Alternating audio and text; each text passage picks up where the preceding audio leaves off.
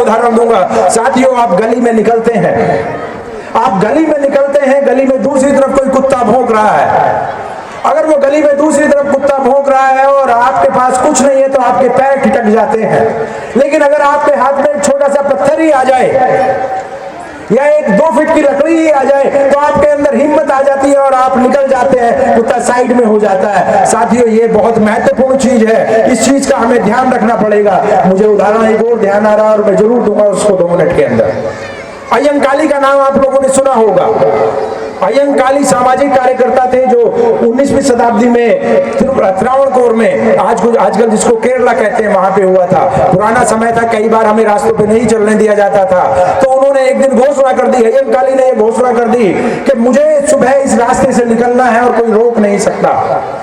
उन्होंने दिन मुकर्रर किया कि उस दिन हम इस रास्ते से निकलेंगे। हाहाकार मच गया समाज में। हमारे भी बहुत सारे बुजुर्ग डरने लगे कि भाई क्या होगा, मारपीट हो जाएगी, ये हो जाएगा, वो हो जाएगा। अय्यंकाली ने शाम को मीटिंग बुलाई सभी लोगों की, सुबह वहां पे तैयारी करनी थी। मीटिंग हुई, पंचायत हुई। पंचायत में बुजुर्ग जो है वो कहने लगे कि भाई तुम हमारी सबकी पिटाई करवाओगे, हमें नहीं जाना वहां पे। अय्यंकाली ने कहा कि डरो मत, ठीक है आपको पिटने का डर है कि भाई उस रास्ते पे जाएंगे तो जातिवादी लोग हमारा सर फोड़ देंगे। कहते हैं ठीक है कोई बात नहीं है, लेकिन मेरी एक छोटी सी बात मान लीजिए। कहते हैं क्या बात मान लीजिए? कि मुझे 25 नौजवान, 6-7 फीट के नौजवान चाहिए, 25 लड़के चाहिए जवान, और उनके हाथ में 7 फीट की लाठी होनी चाहिए। जब हम वो रास्ता क्रॉस करने के लिए जाएं और सामने हमारे विरोधी खड़े हुए हों तो 200 फीट की दूरी से, जब वो 200 फीट की दूरी पे हो तो हमारे ये 25 साथी अपनी लाठी फेंक के भाग जाएं। इसमें तो कोई खतरा नहीं है, 25 फीट से तो हम आसानी से भाग जाएंगे, तो 200 फीट से तो आसानी से भाग जाएंगे। कहते हैं हाँ इसमें कोई खतरा नहीं है, हम 200 फीट दूर से ही भाग जाएंगे। कहते हैं ठीक है सुबह की तैयारी करो। सुबह 25 नौजवानों को लेके 7 फीट की लाठी लेके सर पे साफा बांध के अय्यंकाली उन्हें अपने साथ लेके खड़े होते हैं। उधर हजारों लोगों का हुजूम खड़ा होता है जो उनको रोकने के लिए तैयार खड़ा हुआ है। लेकिन जैसे ही 7 फुट की लाठी लेके ये आगे बढ़ते हैं, उस हजारों के हुजूम में आपस में खलबली सी होने लगती है कि भाई ये 25-7 फुट की लाठी लेके नौजवान आगे आगे आ रहे हैं, क्या होने वाला है। क्योंकि वो भीड़ थी, उसको समझ नहीं थी। ये जैसे जैसे 25 लोग आगे की तरफ जाते हैं, उस भीड़ के अंदर डर होने लगता है कि ये तो जान हथेली पे लेके आ रहे हैं। उन भीड़ को ये पता नहीं था कि ये 200 फीट से लाठी फेंक के वापस चले जाएंगे। वो लोग जैसे जैसे आगे की तरफ बढ़ते गए, हजारों की भीड़ काई की तरह छटती गई और किसी ने उनका रास्ता नहीं रोका। उस 1904 से लेकर आज तक वो रास्ता खुला हुआ है। साथियों, आपको सिर्फ आगे चलना है। दुश्मन घबराता है, आपसे पूरी तरीके से घबराता है। आप हिम्मत रखिए। जब आप एक उनके 200 लोगों के सामने खड़े होकर बात करते हैं, आप ज्ञान विज्ञान की बात करते हैं, नैतिकता की बात करते हैं, न्याय की बात करते हैं, लोकतंत्र की बात करते हैं, तो उनका अंधविश्वास रुक नहीं पाता, आपसे हाथ जोड़ के रास्ते से निकल जाता है। बाबा साहब ने इस बात को कहा कि क्यों उनको डर लगता है, क्यों? क्योंकि आपके अंदर चरित्र है, आपके अंदर न्याय है, आपके अंदर लोकतंत्र की बात है। इसलिए तीनों में से एक बात आपके पास जरूर होनी चाहिए। संपत्ति एक्वायर कीजिए, शिक्षा एक्वायर कीजिए और जरूरत पड़ने पे हथियार भी अपने पास रखिए। इसमें डरने की कोई जरूरत नहीं है। ये जो है सम्राट अशोक के वंशज हैं आप, सम्राट अशोक के वंशज हैं जिसने पूरी दुनिया को अपनी ताकत का लोहा बनवाया और उसके बाद धम्म क्रांति की। इसलिए सम्राट अशोक ने हथियार छोड़ा नहीं था। ये मानिए कि सम्राट अशोक ने हथियार त्यागा था। क्यों? क्योंकि उसके बाद जीतने के लिए कोई जगह बची नहीं थी। उसके बाद जीतने के लिए कोई जगह नहीं बची थी। हमें उस बात को ध्यान में रखना है। तीसरी महत्वपूर्ण बात जो बाबा साहब के संदेश से मैं साथियों कहना चाहता हूं कि ये तीनों चीज आपके पास आएंगी कैसे। इन तीनों चीजों में से कौन सी चीज आ सकती है? शिक्षा आपके पास आसानी से आ सकती है, आ रही है, लेकिन शिक्षा पर्याप्त नहीं है। साथियों, शिक्षा पर्याप्त नहीं है। क्यों शिक्षा पर्याप्त नहीं है? क्या बाबा साहब ने गलत कहा था कि शिक्षा शेरनी का दूध है और जो पिएगा वो दहाड़ेगा? क्यों हमारे आज हजारों लाखों लोग लोग शिक्षित होने के बाद भी दहाड़ने की बजाय मिमिया रहे हैं, बकरी की तरह मिमिया रहे हैं। क्यों, क्या कारण है? क्या बाबा साहब की बात गलत थी? नहीं साथियों, बाबा साहब की बात गलत नहीं थी।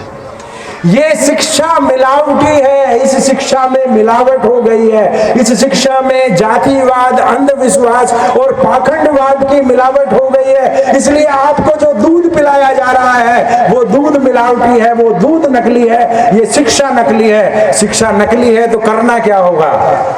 हमें अपनी शिक्षण संस्थाओं का निर्माण करना होगा, हमें अपनी संस्थाओं का निर्माण करना होगा, अपने संस्कार बनाने होंगे, अपने उत्सव मनाने होंगे, अपने महोत्सव मनाने होंगे। जब तक हम अपने बच्चों में अपने संस्कार नहीं डालेंगे, बहुजन समाज के संस्कार नहीं डालेंगे, बौद्धिक संस्कार नहीं डालेंगे, वो तब तक उनके संस्कारों की पाठशाला में पढ़ के, और ये महत्वपूर्ण बात है साथियों, वो उनके पाठशालाओं में, उनके संस्कारों में संचित होकर प्रहलाद बन जाएगा। प्रहलाद बन जाएगा मतलब उनको अपने बाप की हत्या करने के लिए तैयार कर देगा, वैचारिक हत्या करने के लिए तैयार कर देगा। इसलिए अपने संस्कारों का निर्माण करना जरूरी है, अपनी शिक्षा संस्थाओं का निर्माण करना जरूरी है, तभी आप दहाड़ पाएंगे, तभी आप बातों को आगे बढ़ा पाएंगे।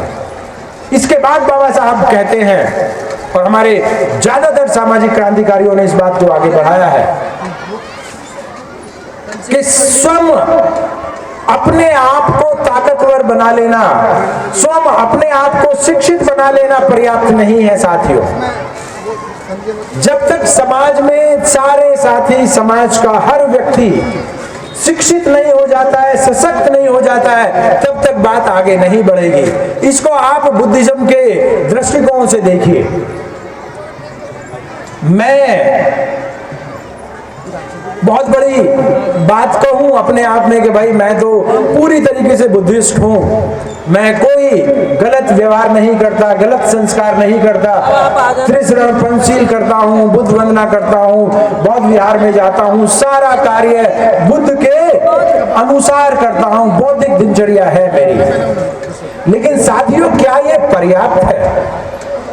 अगर सिर्फ ऐसा ही होता कि मैं स्वयं बन जाऊं और बाकी कोई कुछ भी रहे, हम में से कई सारे तो ऐसे साथी मिलेंगे, जानते होंगे आप, जिन्होंने इस वजह से कि भाई उनके माँ बाप जो है बौद्धिक नहीं बन पाए हैं, माँ बाप से नाता तोड़ लिया।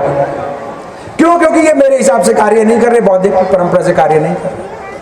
भाई ये तो बहुत ही स्वार्थी और बहुत छोटी सी बात हो गई। अगर ऐसा रहता तो तथागत को समझ में आ गया था रास्ता, वो बाकी लोगों को क्यों बताते? अपने आप उस काम को व्यवहार में लाते रहते। अगर ऐसी बात थी तो बाबा साहब को समझ में आ गया था, खुद अपने जीवन में उतारते, बाकी लोगों को क्यों बताते?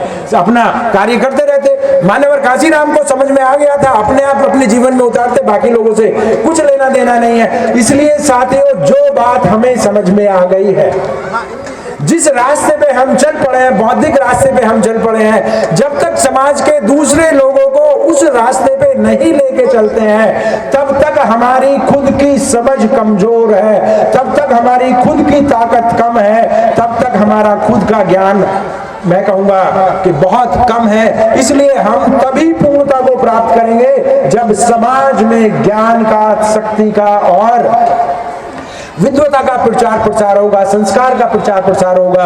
ये कैसे संभव है? बाबा साहब ने इसके लिए भी रास्ता बताया। बाबा साहब ने इसके लिए कहा कि हमें भारत को प्रबुद्ध भारत बनाना होगा। और साथियों, जब हम कहते हैं कि भारत को प्रबुद्ध भारत बनाना होगा, तो इसका क्या मतलब है?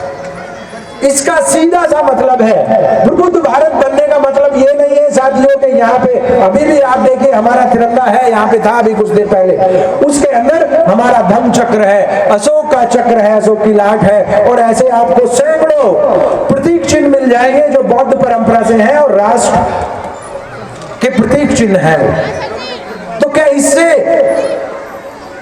प्रबुद्ध भारत बन जाएगा? साथियों, इससे प्रबुद्ध भारत नहीं बनेगा। एक ही पैमाना है। क्या पैमाना है प्रबुद्ध भारत बनने का? प्रबुद्ध भारत बनने का पैमाना है जब कोई भी व्यक्ति देश का कोई भी व्यक्ति किसी दूसरे व्यक्ति पर निर्भर ना हो, जब कोई भी व्यक्ति किसी दूसरे व्यक्ति का गुलाम ना हो, जब कोई भी व्यक्ति किसी के पीछे ना चले, हर व्यक्ति स्वनिर्भर हो, हर व्यक्ति अपना खुद का मालिक हो और हर व्यक्ति को अपने जीवन को सम्मानजनक रूप से आगे ले जाने के लिए बराबर के या कम से कम संसाधन उसके पास हो। सीधी सी बात है कि हमें हर व्यक्ति को स्वनिर्भर बनाना है। No one should be dependent on others. बहुजन समाज जब तक दूसरे लोगों पर निर्भर रहेगा, चाहे वो सामाजिक रूप से, चाहे वो आर्थिक रूप से, चाहे वो शैक्षणिक रूप से, चाहे वो धर्म के रूप में, चाहे वो संस्कृति के रूप में, चाहे किसी भी तरीके से अगर वो किसी दूसरे व्यक्ति पर निर्भर है, तो इसका मतलब ये है कि वो व्यक्ति प्रबुद्ध नहीं है। और अगर वो व्यक्ति प्रबुद्ध नहीं है तो वो व्यक्ति गुलाम है, वो व्यक्ति दूसरे का फॉलोवर है। बाबा साहब, मान्यवर कांशीराम साहब और तथागत बुद्ध ने जिस आंदोलन को हम सबको यहाँ तक पहुँचा के जिस आंदोलन को आगे बढ़ाने की जिम्मेदारी दी है, उस आंदोलन की ये मूल संरचना है कि आपको अपनी ताकत बढ़ा के समाज की ताकत को बढ़ाना है, और उसको हम साथियों पे बैक टू सोसाइटी बोलते हैं।